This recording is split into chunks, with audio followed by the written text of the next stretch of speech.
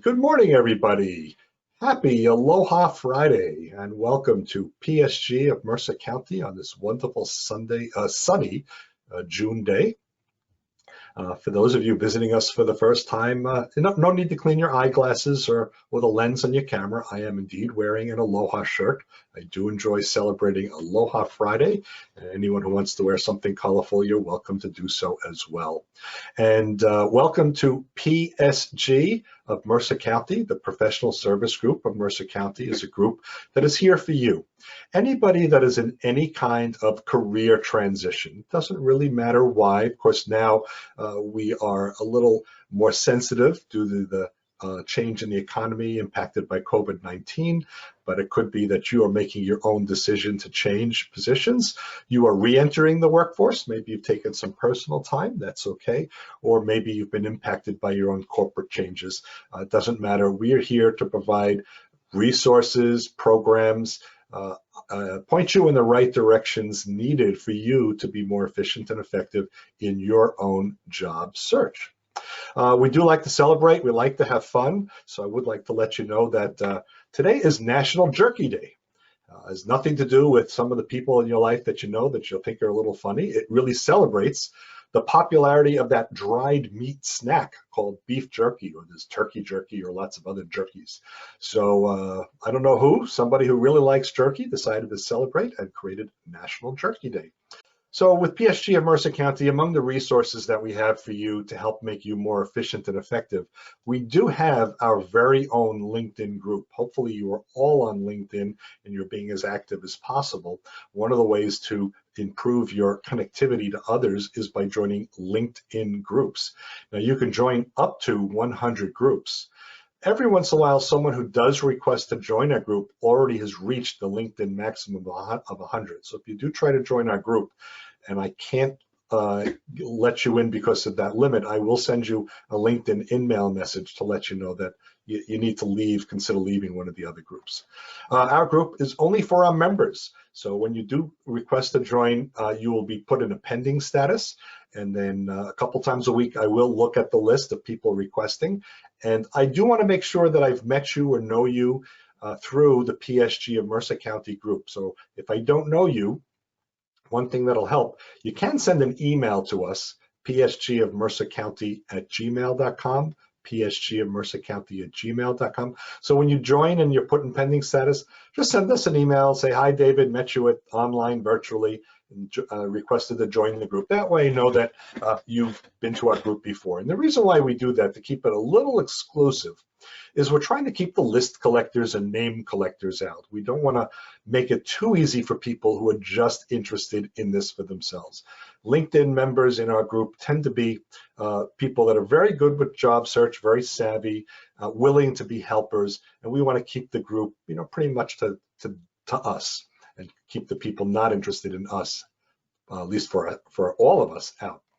We have over 1,550 people right now in our LinkedIn group. They're all people that at some point have gone through or visited the PSG of Mercer County program. Be active in the LinkedIn group. What you'll find is someone may make a nice comment, and you will like it, press the like button, or thank them for contributing. Maybe you've got one of those job notices from an email from a recruiter, and it's just not in your area at all, even though it may be a good position. Copy of that email, paste it into a LinkedIn group, share it with others. That activity on LinkedIn, LinkedIn likes it. It will appreciate that you are an active person in LinkedIn, and as part of their search engine optimization, bring people up top to the list. Among the things that they like are activity in LinkedIn, so be active. We also have our website. It is called psgofmercercounty.org, psgofmercercounty.org.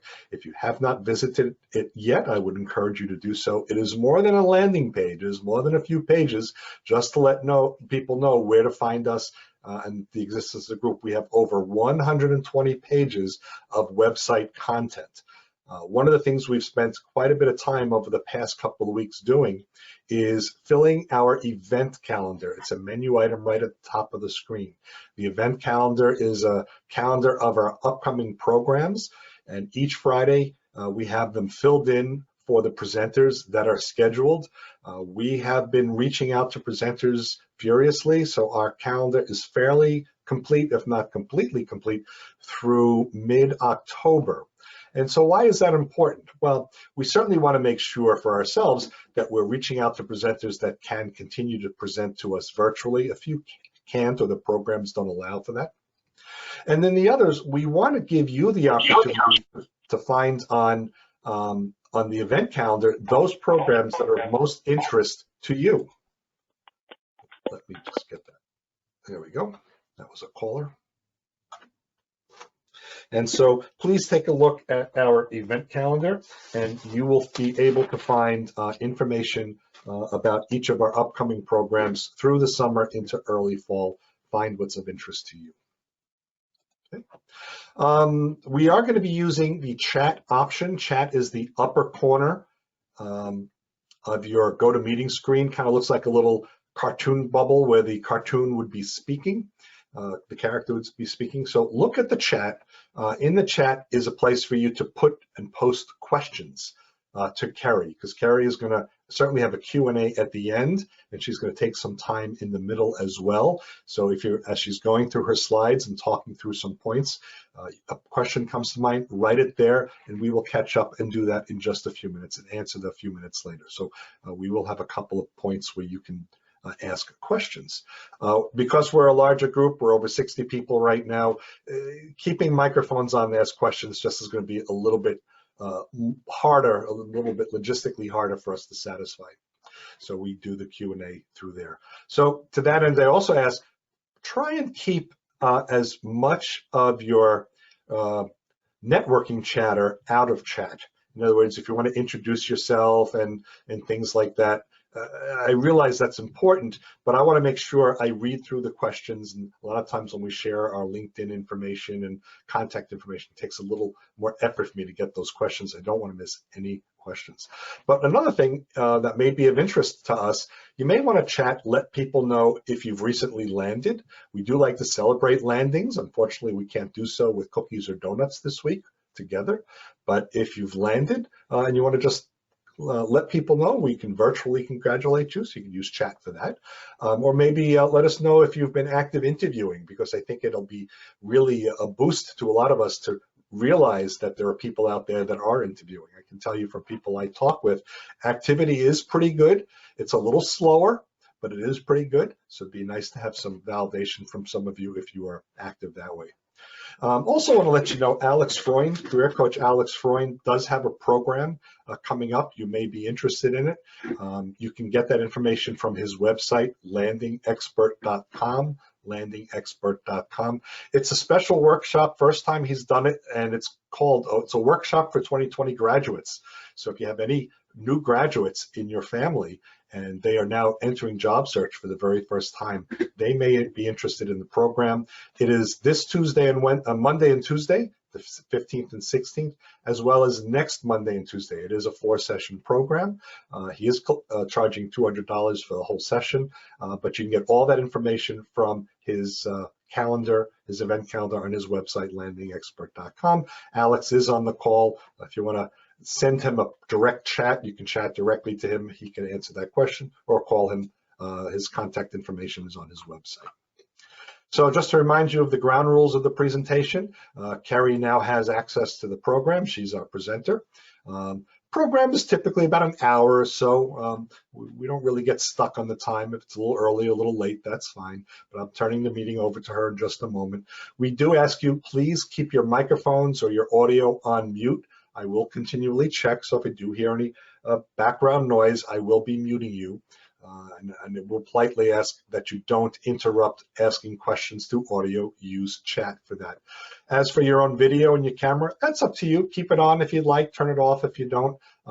It's not a part of this process. So we don't actively use the video for anything other than, of course, for Keri herself.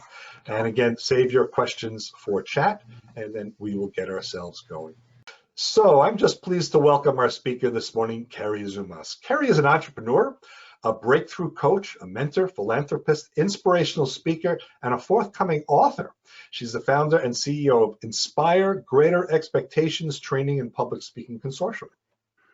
Over the last 30 years, she doesn't look it, over the last 30 years, Keri has been involved in training and mentoring for real estate, networking marketing, and leadership development. She is a certified neuro-linguistic programming practitioner and professional mindset breakthrough and leadership coach. Keri is the founder of the Zoumas Leadership School and is passionate about giving to her community and creating a lasting positive impact on the world. She's available for one-on-one coaching, small and large group trainings, and seminars. Keri invites her audiences to embrace self-mastery and positive mindset. She empowers and inspires through humor, keen insights, and personal experience. So PSG of Mercer County is pleased to welcome one of my very favorite keynote speakers, Keri Zoumas. Thank you so much, David, and it is such an honor to be here again with your group. I really love the PSG group, and it is really cool how much things have changed and how well we've adapted to switching over to the online situation now. And so it's great to see a lot of people joining us. Today, we're going to be talking a little bit about the ABCs of success and how important it is to have the right mindset for it. And so I'm going to go right into it. And basically, what I like to do is to challenge our thought processes and also to have us go introspectively, figuring out what exactly drives us, what controls what we think about. I love this picture of the elephant. See, an elephant, as you can see in the top, can completely turn a car over with his trunk. And the reason he can is because he's one of the most powerful animals in the kingdom, in the animal kingdom. And then when you see an elephant in captivity, you'll notice in the bottom right-hand corner a tiny little stake and a little rope holding his foot in place. And I'm sure you've wondered, well, why doesn't this big giant animal just pull up the stake and be free? And believe it or not, it has everything to do with mindset. You see, when baby elephants are trained in captivity, they're put on these ropes with these chains, and they're not able to break free because they're much smaller and they're not as strong. And what happens is they resolve themselves to the fact that they cannot move, that this is their lot in life, this is where they're stuck. I'm sure you can see where I'm going with this, right?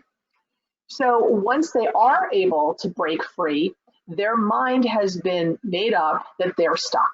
So I always encourage people to think about this. Where in your life does that type of mindset show up?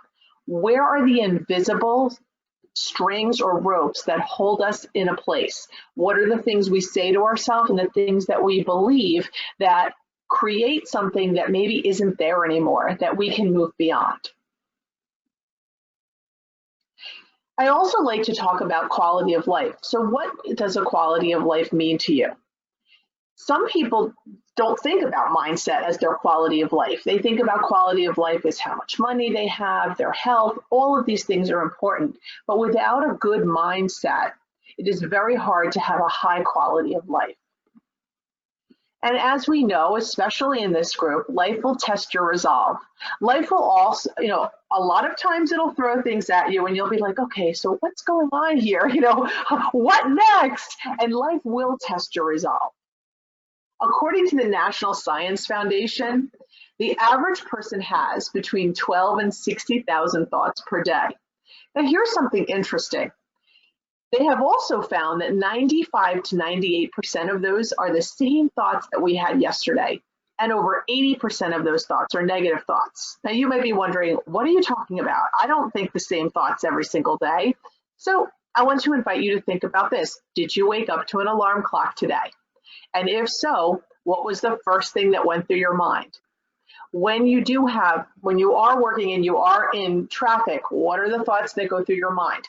When you're preparing to get your children from school or put them on a bus or any of those things, what are the things that go through your mind? When it's time for a review at a job, what goes through your mind? We tend to have these same thoughts over and over again. And unfortunately, when they're negative, that affects our success and our quality of life. But we have the opportunity to override the thoughts that hold us down. We have the opportunity, I'm going to empower you with some of these tools today. Now, there are probably a lot more tools, but within our hour, we want to make sure we cover what we can. And remember that our perceptions are what drive our mindset. All that we are is the result of all that we have thought. Let's play. You want to have some fun? Now we're going to use the chat box for this, okay?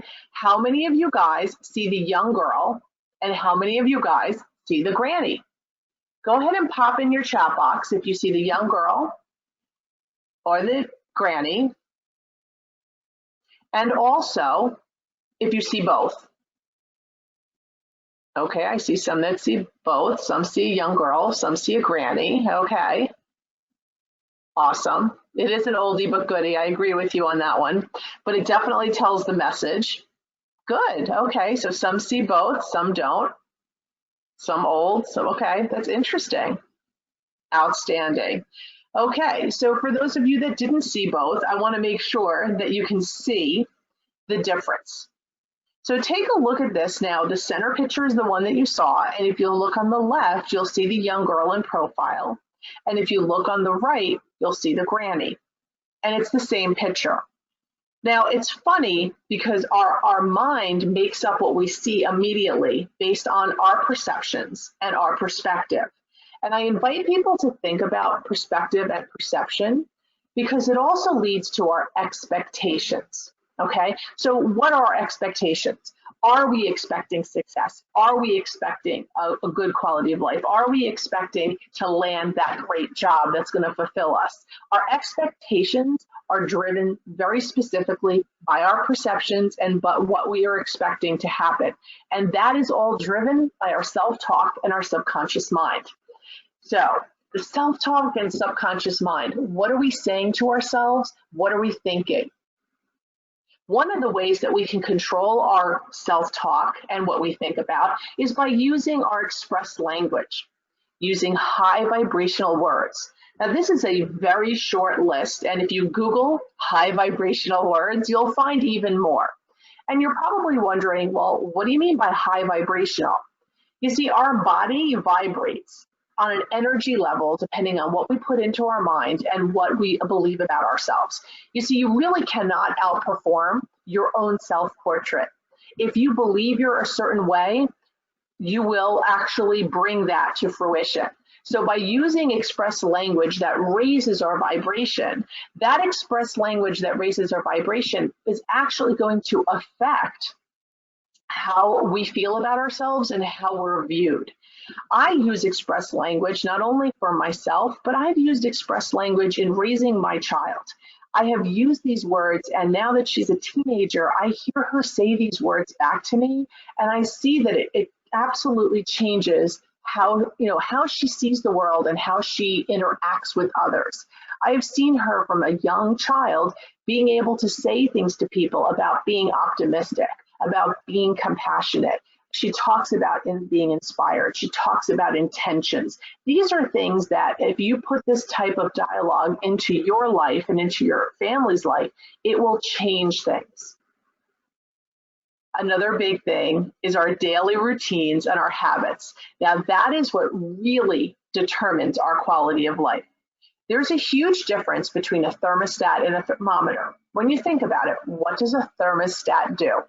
A thermostat takes the temperature, okay? I mean, a thermostat sets the temperature. I'm sorry, I'm a little backwards. A thermostat sets the temperature of a room. A thermometer takes the temperature of a room. So when you think about how you start your day, what your routines are, how you end your day, you're actually determining if you're going to be a thermostat or a thermometer. So let me explain.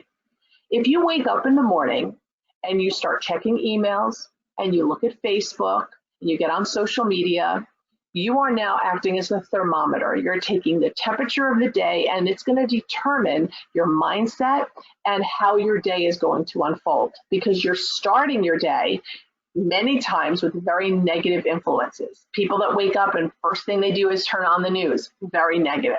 Now, I'm not saying not to educate yourself. I'm definitely not saying not to watch the news. It's really, we need to be aware. However, we can determine if we wish to be that thermostat that sets up the day. and say, okay, what do I want to do first thing in the morning?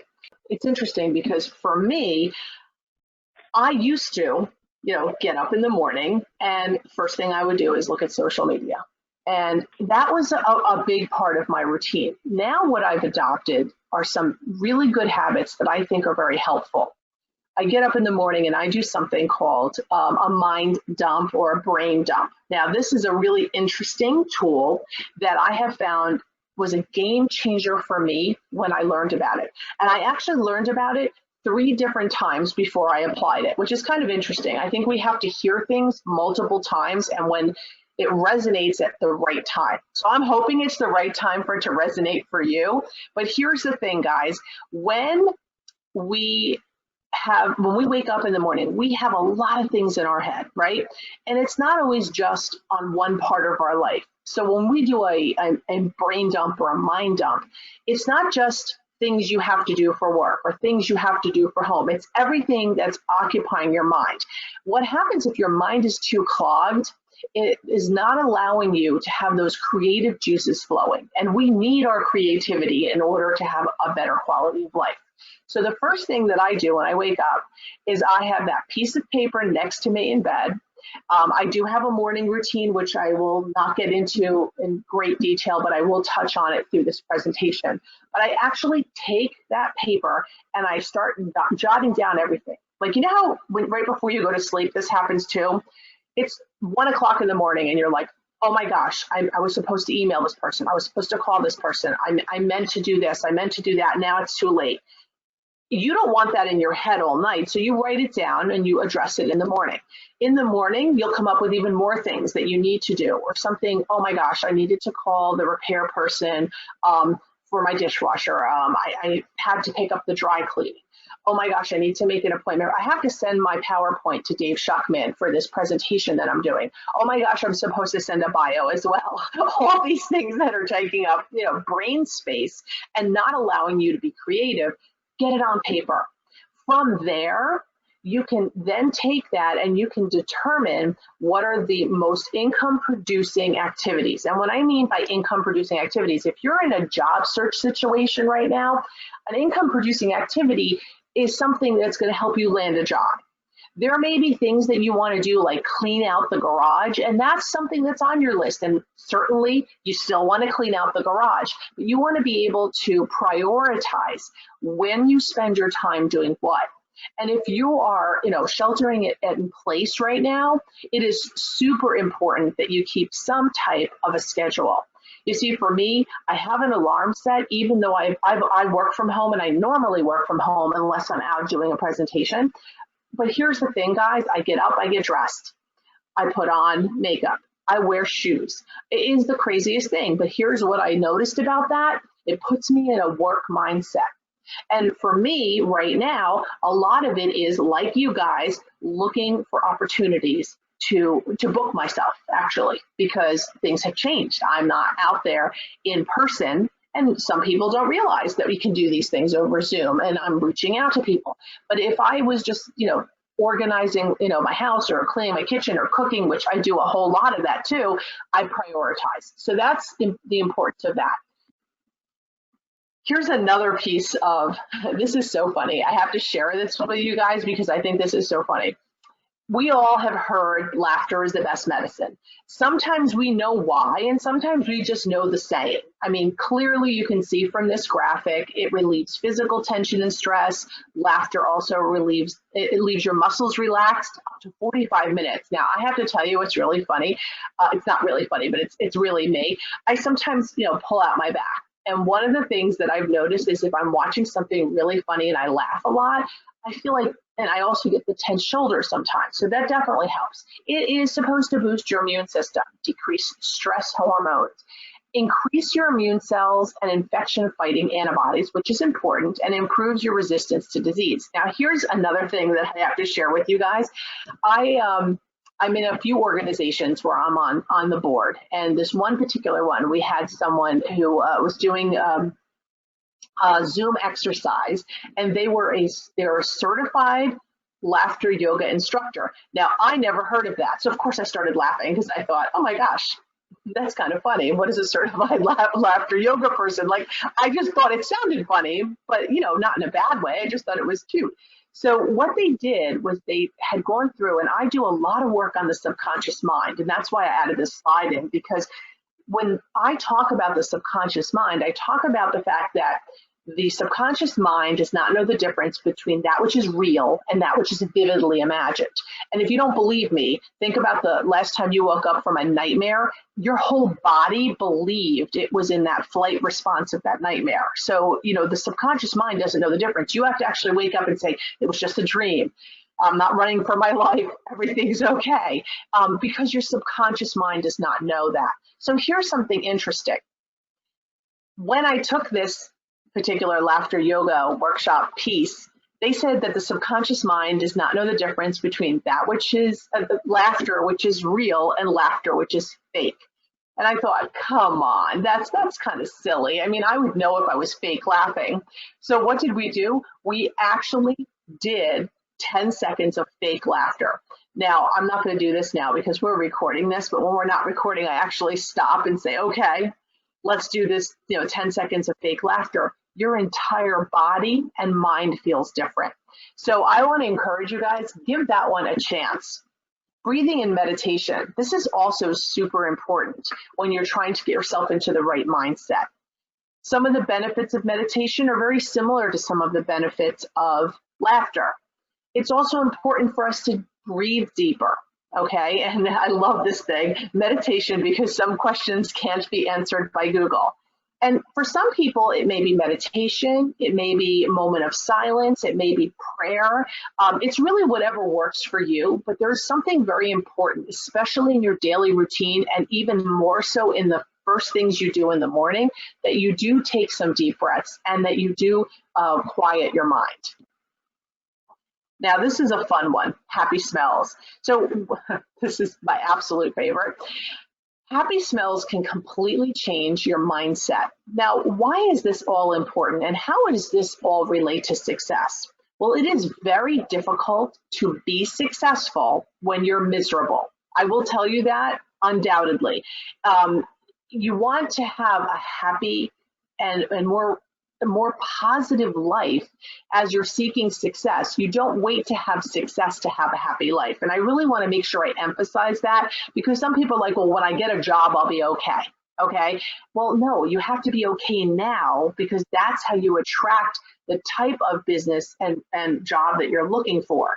Because wherever you are is what you attract. When you're down and miserable, you tend to attract misery. When you're happier and more positive, you tend to attract more positivity. And I know that there's some scientific proof in all of this, but guess what, guys? Just try it on for size. If you don't know the scientific background, just try it on for size and see if it doesn't, make some changes for you. So what are happy smells? I surround myself with things that bring me joy. I have the Coward's violet candy because it was my mother's favorite candy. And after she passed away, it was one of the things that made me happy if I smelled it. I love fresh herbs. Some of you might like fresh brewed coffee. Take a moment to think about those happy smells, because that will also influence how you feel during the day. And I actually carry around certain things with me. I carry like a little essential oil with some of my favorite smells. And when I'm feeling overwhelmed or stressed, I put some in my hand and I smell them, because I think that makes a difference for me. Emotional flooding and stacking. Now, this is an interesting one. We know how to emotionally flood and stack negatively easily. And what do I mean by that? If I asked you about something that happened to you where there was an injustice, okay, how quickly could you list all of the reasons why that was an injustice? Something somebody did to you, something that happened at a job, something that happened, in a relationship, someone who did something, a friend that took advantage of you. It would take you probably just a few seconds to start ticking off all the things that person did to you that really negatively impacted you. And that's called stacking. Now you're stacking these experiences. And it's emotional flooding because you're allowing yourself to feel all these feelings. I had a situation where someone had asked me about something that happened that was a very negative thing. And I was like, well, I just want you to know I'm not attached to this anymore. I'm over it. But since you asked, this is what happened. Well, by the time I was done explaining it, I was right back in that emotional, angry, stacking feeling, one thing on top of the other of what had happened. And I was in a terrible place. And I thought, oh, yeah, no, if you say you're over something, you kind of have to be over it and not keep reliving it. So, how do we reverse it? We choose where we want to do our emotional flooding and stacking. So, when something negative happens in your life, I want you to think about it like this. Go back to a time where you felt proud. Now, guys, this is super important if you've been looking for a job for a long time. It can kind of wear on you and maybe affect how you feel about yourself and maybe affect how you put yourself out there in the world. So I think it's super important if you're not feeling in a great place that you take the time to learn how to do this exercise. In my coaching practice, it takes me about an hour just to do an exercise like this. And I'm going to give you guys some shortcuts. And of course, if you need some more help, don't hesitate to reach out to me. I would be more than happy to help. But just to give you an example, for me, I actually did a whole triad exercise, which looks like this little card. I think you guys can see that, because I like to be able to emotionally flood and stack before I do a presentation, before I make a difficult phone call. So here's a very shortcut way to do it. If you take a moment and close your eyes for just a moment and think of a time when you were the most proud. So there's two different things you can do. You can do one that you were the most happy, or you can do one that's you were the most proud. So if you close your eyes for a minute and you think about, when was a time that I was the most proud?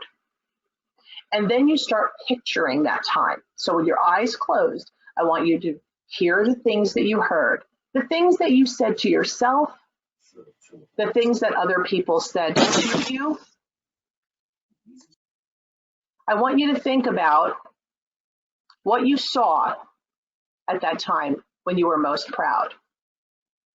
What did you wear? What were the things that you saw around you? What were the feelings that you had? How did you walk? How did you stand? Hear the things that you heard, see the things that you saw, and feel those feelings.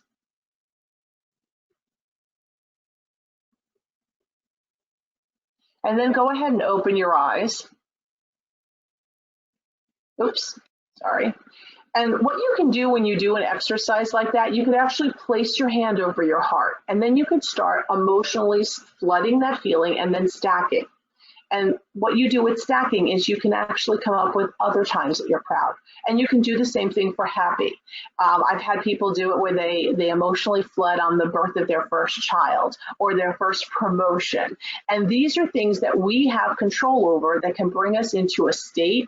And what's really good is if you can do some emotional flooding and stacking right before a job interview.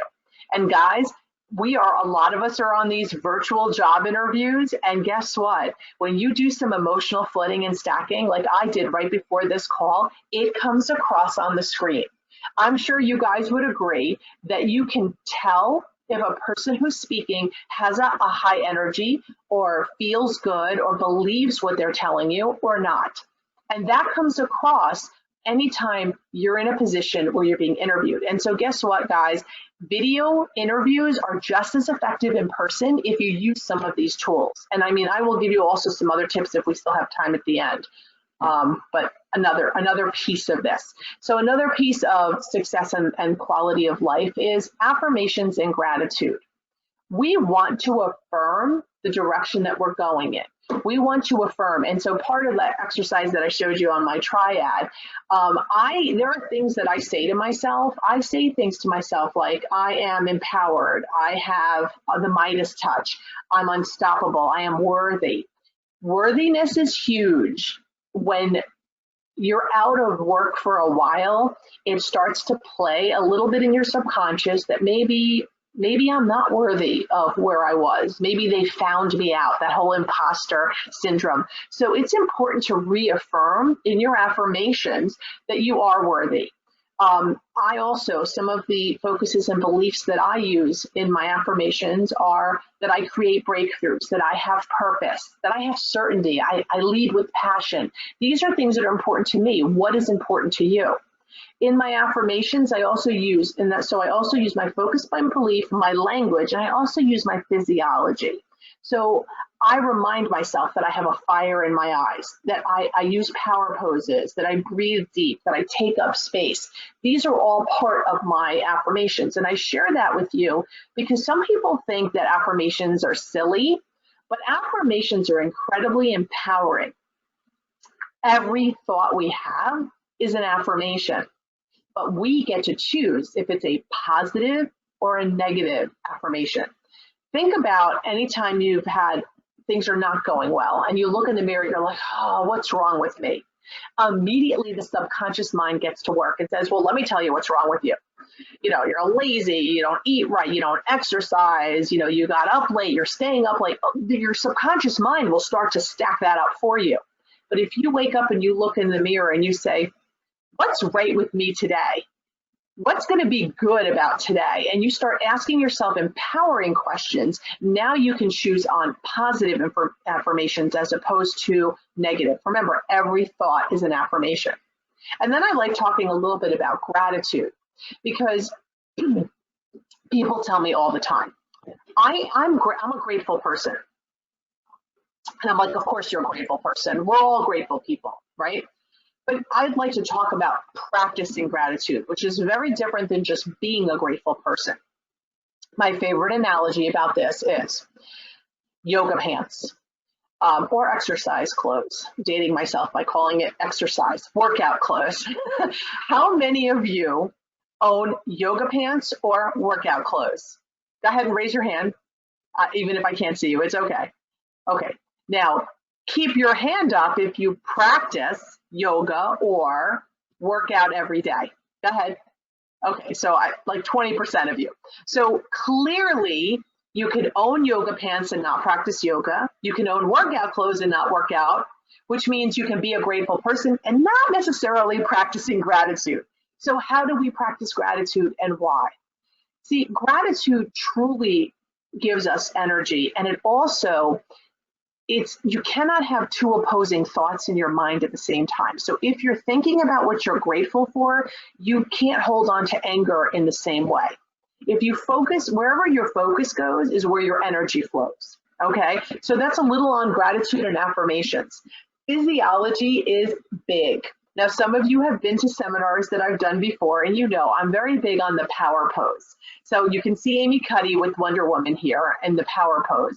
And you'll see the woman all the way down in the down bottom middle. She's doing my favorite power pose, which is the standing ovation. I don't get as many standing ovations on Zoom, but I do love them.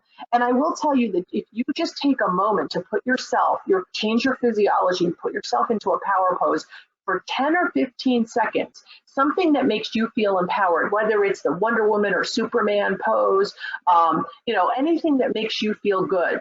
For me, it's definitely standing ovation. I love the standing ovation. But here's the thing, guys, do this for a few seconds again before you get on the phone, before you do an interview. Actually, it's funny. I was on because I wanted to make sure everything was working on this webinar because I don't go to meetings as often. And I then turned off my my camera and I walked away for a second and I did my power pose. And I'm sure Dave's like, where'd she go? I did my power pose because it changes my physiology, which comes across on the screen. You want to be able to change your physiology, especially before you get on an interview on the screen or in person. Now, if you're in person, please do not do the power pose in front of the interviewer. Go into the restroom and do the power pose. We don't want people to be thinking that there's something wrong. Okay, I have to clarify that. I do go into the restroom and I do that right before I talk. And some of you have been in the restroom with me at the Princeton Library when I'm standing there in my power pose, changing my physiology. So I'm going to do a quick break intermission. I don't know if there's anything in the chat box, but there is a part 2. And I just wanted to see if anybody has any questions. Okay, I do see some questions. Frank, you asked, should the power pose include deep breathing? It will definitely help. because you want it to be a physiological and a deep thing. So when I get into power pose, I do take a few deep breaths because I'm holding that power pose for at least 10 or 15 seconds. Um, Dave Shackman, you're so funny. He does the power pose and he leaves the restroom. Okay, that's like the victory lap thing. Okay, that's fine. Anybody else have any questions on anything that I've covered so far before I move into part two? And if anyone needs to take a quick, break, like a 2-second, 2-minute bathroom break, that's fine as well. Does anybody have any questions so far? And I also suggest that when you do ask the question, please write it to everyone, send it to everyone, not just to Keri. That way it will be recorded in the chat for others to see the questions a little later. When you do a chat directly to someone, it may not be in the public chat. You won't see it later. Great, thank you for that, David. Also wanted to mention something, which is a completely off topic of my topic, but since you mentioned chat, some people don't know this, but when you do have a private chat, whoever the person is who's the whoever's running it, when they do a download, especially in Zoom, they even get the private chat. So, some things are not private. You're better off texting somebody offline if you want to say something that you don't want recorded. Just a little FYI and tip. So I think I'm good to move on. Yes, David, I think so. I don't see any. Yeah, I'm not seeing any questions, at least not to me and not to everyone. So that's okay. Let's keep going. Thank you. Of course. So here's part two. If you wish, okay, I do have a question. Yes, I will. You know what? Let's talk about that at the end, Ashwin. Prioritization of tasks. I would love to do that. It's another workshop that I do, but I'll definitely touch on that at the end if I could. Yeah. And then when you do, Keri, please read the question so that gets recorded for posterity as well. But yes, the question was prioritization of tasks is never easy. There are multiple priorities that could be critical. So I do want to address that. And I know you've been in my time management workshops before, so you know how I help people prioritize that. So part two, rising to the level of a healthy mindset. This is like the next level of a healthy mindset, and that is the art of forgiveness. Now, I will tell you that while this ends up being some of the favorite parts of my seminars, people love this part, but they hate it in the beginning. They say, the truth will set you free, but first it will tick you off, which I kind of modified that saying, but it's true. And it's interesting because sometimes just by holding on to anger, it completely shifts our mindset and it completely changes our quality of life. So if you guys bear with me a little bit, I'd like to talk a little bit about forgiveness.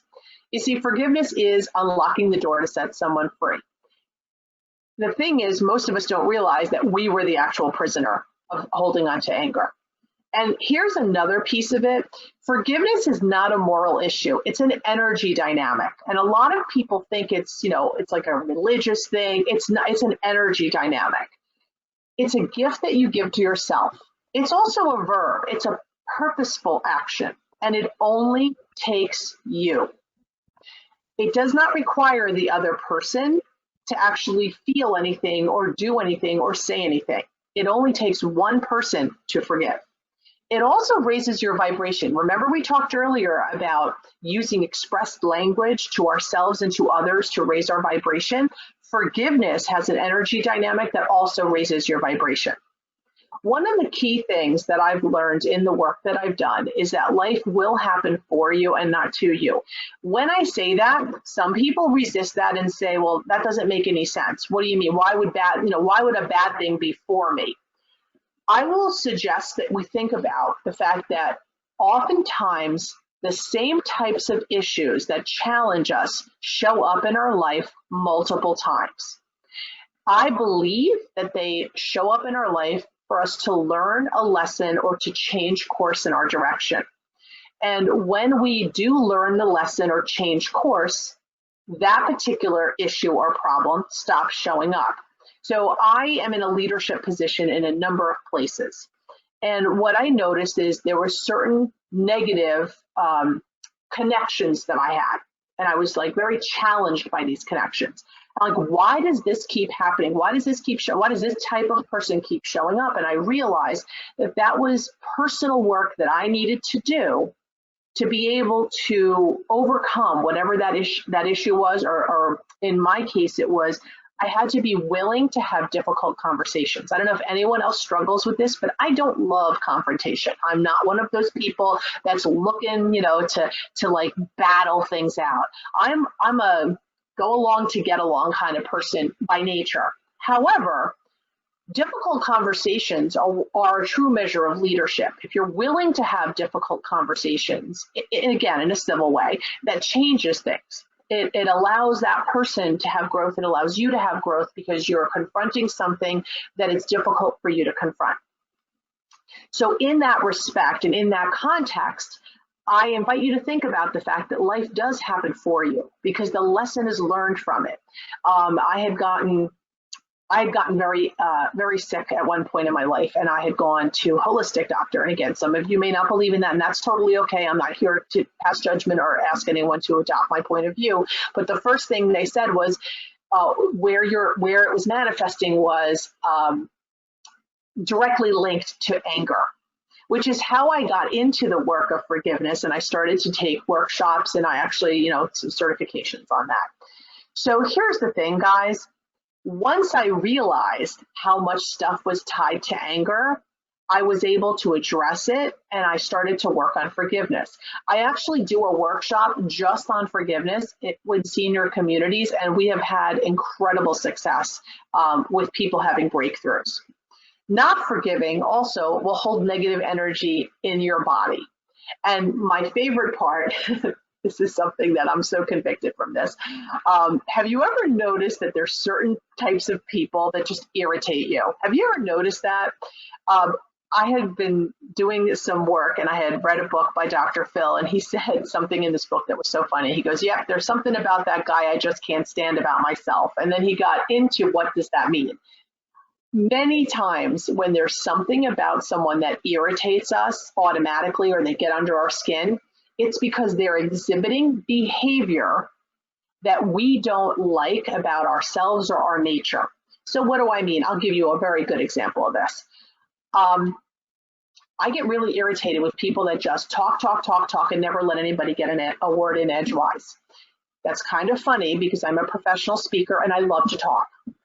However, I work really hard on giving people the space to be able to speak and to wait for them to finish and not answer for them, because in my nature, I want to help everybody. And it's a lot of work for me to keep myself, and I even have mnemonics that I use. Like if I ask a question, I put my finger over my mouth because I need to remember to not answer until the person's done talking. So I work really hard on keeping myself in check. That type of behavior, which is my nature, irritates me to no end. So there's something about that guy that I can't stand about myself. And I thought that was kind of interesting. And I started to look at all the people that annoyed me. And I thought, yeah, that person annoys me because they're very self-centered. And I used to be very self-centered. And so that's why I get so irritated, because they haven't done the same work. And here's the thing, I'm sharing all of this with you, but there's a mantra that I use that helps me to move past all of this, because I could bring all this up, but how do we move past it? I use this mantra, which again, I got from a few different sources, but Dr. Phil was one of them. People do the best they can with the tools they have at the time. Okay. And here's the thing, guys, the weak don't forgive. Forgiveness truly is something that strong people do. They did the best they could with the tools they had at the time. Think about how easy it would be to let things go if you could continually say to yourself, you know what, they did the best they could, or that's all they're capable of, or however you want to word it. For me, I always say they did the best they could with the tools they had at the time. And then I always add in, I know better, so I do better, because I want to remind and affirm that I'm working through this. I'm doing this work, okay?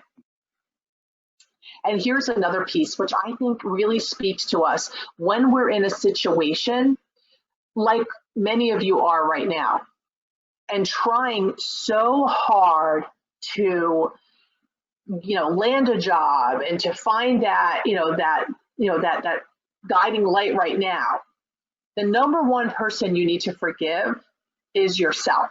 Because guess what, guys? You did the best you could with the tools you had at the time. You need to be able to forgive yourself so that you can move forward. I think this is something that most people are easy to forgive once they understand, okay, yeah, I get it. They did the best they could, and they will give grace to others. They're like, okay, so he did the best he could. Let me give him, let me give a person a break. They didn't know better, whatever. But we oftentimes have a really hard time applying that same grace to ourselves, allowing ourselves to forgive ourselves for mistakes we've made, choices that we've made, a path that we went down. And instead, what do? We beat ourselves up. We tell ourselves, oh, that was so stupid. I was such an idiot. I can't believe I did that. And guess what happens at that point? When you do that and you keep beating yourself, you're not serving yourself. You're not moving forward. You are actually stacking and flooding negativity. So I want to invite you guys right now to apply that forgiveness to yourself and say, I did the best I could at that time. I know better now and I will do better. And that's something that I think is super duper powerful. And guys, I believe in you. I believe in every single one of you. You showed up here, which 99% of the people wouldn't have done. You're here. You're Friday mornings. You're committed. You're looking to get better. You're looking to grow. You're looking to improve. And I think that's awesome. And so what I want to do now is I would like to take some Q&A because I see there's a lot happening in the chat box. So I'm going to go ahead and go. The first one I'm going to say here, let's talk about the prioritization of tasks. Okay, so here's the thing. Now, Ashwin, I don't know if you work with a coach or if you're on your own, but the thing that I like to do is I actually do like alphabet or color code. Something that I know is going to, I break things down. What is personal for personal growth? What is income producing to move me forward in the direction that I'm going in? And what is stuff that's going to improve, let's say, the quality of my life in my home? So if I'm organizing my office, like if you saw what's underneath all of this right now, it's all like smoke and mirrors. I have a stack of junk that I have to go through. But it was more important for me to, I had a seminar last night and I had this one today. So in my large scheme of things, I still have organized this space, but I prioritized preparing the 2 presentations and practicing them. And then later in the afternoon, I have that. I actually sent Dave a text yesterday because Dave and I are doing something. And I said, I need this because I'm working on it tomorrow. I've already prioritized what day and time I work on certain things. And I also make them appointments. A lot of times, and here's a big thing, a lot of times we say we're going to do something for us. Now, it could be work related, it could be personal, whatever it is. And we're like, you know what, I'm going to do this. And then we don't do it because somebody else was promised something. So for example, I promised Dave I would do this, but I promised me I would do that. If every time it comes to what you promised yourself you were going to do, you put yourself on the shelf, you are no longer keeping your word to yourself. And every time you don't keep your word to yourself, it diminishes your respect for yourself. And I think that that's something that's really important for us to address. I did not recognize that. I said, I always keep my word. I always keep my word. And I was challenged by a coach that I worked with, because even though I'm a coach, I still have a coach. You can't really perform surgery on yourself. And she said, you keep your word to everyone but you. Every time you have to do something that you said you would do that no one else is holding you accountable for, you shelf it. So I don't know if that helps you, Ashwin, but I'm hoping that it does. Kay Foster, you had said sometimes it is hard to forgive on your own. You may need counseling. I 100% agree. I am not a professional therapist. I'm a coach, and I help people in my capacity, but sometimes people do need to go further, and they do need professional help, and I do agree with that. But it never hurts to apply these principles on your own as well as seeking the additional help. So thank you for bringing that up. Quick note, olfactory nerves terminate in the reptilian brain and affects the fight or flight response. So good smells chill out that automatic response. That is really great, Miriam, that you said that, because that is so true. When I am, and sometimes our fight or flight happens over things that are not truly a fight or flight situation. If we have, that's when we have that stress. And that's when you use like a calming smell. Sometimes just going out into nature, barefoot, grounding yourself in the ground, that also can help. How do you keep from being self-centered? Okay, so, oh, that is not an easy one. Okay, so Mark asked, how do you keep from being self-centered?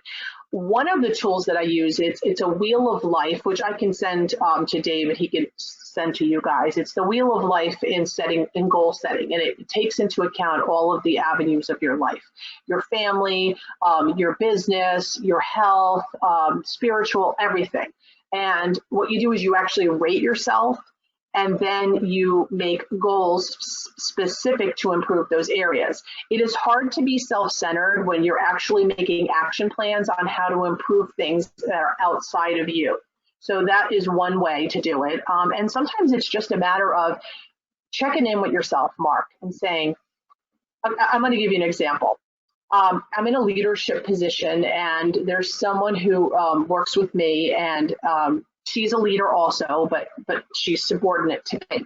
And something she did, I didn't agree with, a management decision that she made. And I checked in with myself and I said, Keri, is this your ego, or is this something that's truly not in her best interest? So I think that's another thing you can do. You can actually check in with yourself and ask yourself these empowering questions. Where is this coming from, this feeling that I'm having? And it does take years to get to that point, because I've been in this leadership position for 13 years, and this particular person has challenged me over the years. And I'm at the point now where I can check in with myself and say, am I just reacting, or is this in this person's best interest? Because I don't move forward unless I know. How to best apply these, Vance is asking how to best apply these concepts to networking.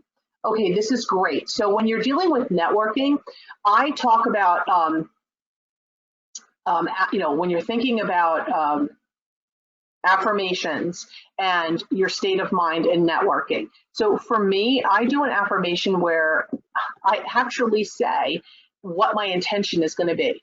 So I'm going into a networking situation, and I will actually visualize what I want as my best projected outcome. I will close my eyes. I will do the power pose. I'm going to connect with someone who needs exactly what I offer. So all of these different tools can be used as well walking into a networking situation. Your morning and evening routine. If you know you're going to a networking situation the next day, the night before, say, what would make it a really important and powerful networking situation? What are 3 things that I'd like to see happen tomorrow at this networking situation? So that's something else to do. Best way to think about time management. Barbara, that's very personal on what is going to work for you. So Barbara asked, what is the best way to think about time management? For me, I try to, it's like an 80-20 rule. 80% of what is really moving us forward comes from 20% of our activities. And that's the Pareto principle. 80% of our work is 20% of our work is 80% of our income. It's all part of the Pareto principle. So for me, what I do when I look at time management, I'm like, where is my IPA, income producing activity? And I try to make sure that I have enough of that on the table. So I do income producing activity for me, but I also coach and train others, and I also lead others. So I have to look at it and say 80-20. 80% has to be spent on what's moving me forward, and 20% I get to spread around. Does that make sense? Hopefully that helps. Alan, how long does it take to make a lasting change? It depends on how committed you are to make the lasting change. As a neuro-linguistic programming practitioner, I can help somebody make a lasting change very, very quickly, but they need to be willing. There are certain tools. As far as for you, on your own, sometimes, people will look at, it takes 21 days to make a habit, but to make lasting change, that can be done in a second when you make a decision and then take the step forward. In life, we're either stepping forward, standing still, or moving back. That's it. There's three things we can be doing. You move forward, you stand still, move back. So to create a lasting change can be done in an instant, or it can take years. It really depends on your commitment to it and whether or not you're going to put it into practice. Tatiana, when is it better to make the list? Evening, morning? Both. 100% both. So, but I do something different at night, and I'd love to share with you what I do at night. At night, I like to reevaluate, reassess what my day was like, but I don't say I shoulda, woulda, coulda. Like what I mean by that is I don't go to bed at night thinking of all the things I should have done, could have done, would have done. What I do is I ask myself empowering questions before I go to bed. What can I do tomorrow that would make it a number, like a high 10, level 10 day? What can I do tomorrow? What are the top 3 things that I can do tomorrow? I don't sit and do the whole mind dump before bed, but I ask myself, what are 3 things I'd really like to accomplish tomorrow? So, in my case, it might be one thing for, my speaking business, one thing for my other business, and maybe I want to organize one part of my house. What are 3 things that would make that better? As far as making, really getting your list, my list is sometimes a working list. It's sometimes I will get a clean sheet of paper, and some days it's a working list for 2 or 3 days where I'm scratching out and moving the priorities. Hopefully that helps. So another question, Ashwin, along with forgiveness, sincerity, compassion, and contentment are essential. Can you help us with your thought? Along with sincerity, compassion, and contentment are essential as well. Yeah, well, that's all part of it. Yes. Can you help us with your thoughts? So compassion, that's the whole forgiveness piece. Sincerity, you always want to be authentic, but again, if you're being authentic, you want to be authentic because you've worked on yourself and you want to be positive, so you're putting that out to the world. Compassion for others and contentment all comes from within. So when you are doing the work, as they say, when you're working on yourself and you're looking to give back to the community, when you're looking to make the world a better place, all of that is all in alignment with the forgiveness piece and with the mindset and with the affirmations. What you set your intentions on, wherever your focus goes, that's where all the energy flows. So if you're focused on doing that, then that is what's going to move you forward, and that's what's going to allow you to be more compassionate. Again, if you give yourself grace, it's so much easier to give others grace, as long as you're being mindful of it. Like, what they say when you're on an airplane and you need the oxygen mask? They say, don't put the oxygen mask on your kid first. Put the oxygen mask on yourself first so you don't pass out, and then you put the oxygen mask on your kid. It's the same thing. You have to learn to give yourself grace. You have to learn to be positive. You have to learn to do all these things first, and then you can put it out to the world. Does that make sense? The more grace you have for yourself, the easier it's going to be to offer grace to others. So anyone else have any last minute questions? Because I think I've got through all of them. This was so much fun, Dave. You have a great group of people here. It is always fun. It's fun for me when we get together all the time, but I'm glad you were able to be a part of PSG of Mercer County again. You've been a supporter for a long time. I'm very appreciative of that. So that's my one of the places I like to practice gratitude, certainly, is when we have wonderful presenters to let him or her know that we are very appreciative. Some of you may remember even 2 weeks ago, life coach Beth Fitzgerald was our presenter, and she also talked about how terrific it is and important to practice gratitude. And I also like the concept of practicing or forgiving or giving grace to yourself. I've been in a number of management and leadership and self-help programs over the years, and there were a couple that really talked about just practice saying thank you. And so I think it's a powerful concept. You can also see that, a moment ago, Keri's information was displaying. It is in the slide deck as well. The slide deck is on our website right now, which is psgofmercercounty.org. On the right side, of the page is a link for meeting presentation documents, and that's where all our documents are. So her slides are already posted. The video will be posted later. The chat will be posted later in that area as well once I finish processing it through the GoToMeeting program. I want to let you know a couple things that are coming up. One is next week we will be right back here. It'll be June 19th, the day or so before summer officially starts, so that's exciting if you're a warm weather and summer person. And also John Hadley will be here, career coach John Hadley, a really timely and important topic, interviewing in the COVID-19 era. So I hope that you can all make time for that. And so that will be next week, June 19. And then the following week, this I think was Coaches Month for us. Next week, the following week, in 2 weeks, will be Alex Freund, career coach Alex Freund. And he'll be talking about, why can't I get that job? That sounds like a wonderful program, really talking about the obstacles and the things that you could do for yourself for overcoming those. George Pace has his Sunday morning webinars on his Facebook page. George mentioned that last week, facebook.com/keeppace, one word with 2 P's, facebook.com/keeppace. I did mention earlier, Alex Freund has a workshop, excuse me, starting on Monday and Tuesday of this week, then Monday and Tuesday of next week, a 4-part workshop, 2 hours per session, workshop for graduates. Go to his website, landingexpert.com, landingexpert.com, and from there he has the registration link. There is a fee for $200 for the entire session. Other groups are meeting virtually as well. Tomorrow morning, the Breakfast Club of New Jersey will be meeting, and while the Breakfast Club would normally meet in sunny East Brunswick, New Jersey, they are virtual. And so you can go to their website, thebreakfastclubnj.com, thebreakfastclubnj.com.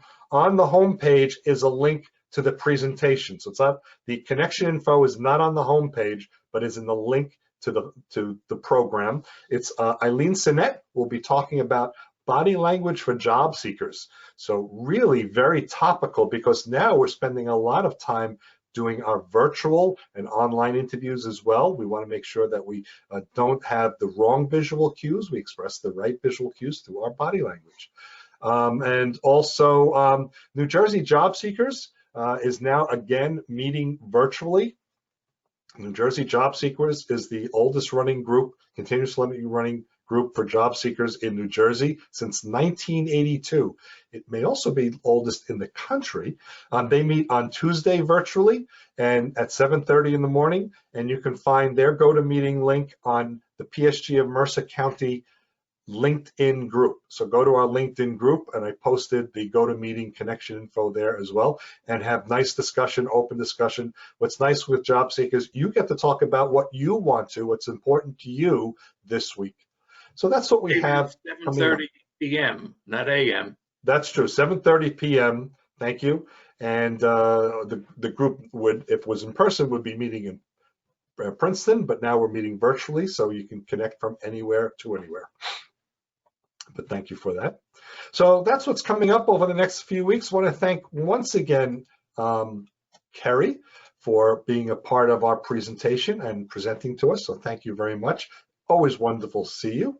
And we will look forward to seeing everyone hopefully virtually next week when John Hadley is presenting interviewing in the COVID-19 era. So have a good week, everyone. Stay happy, stay safe, and we will see you soon. Bye-bye.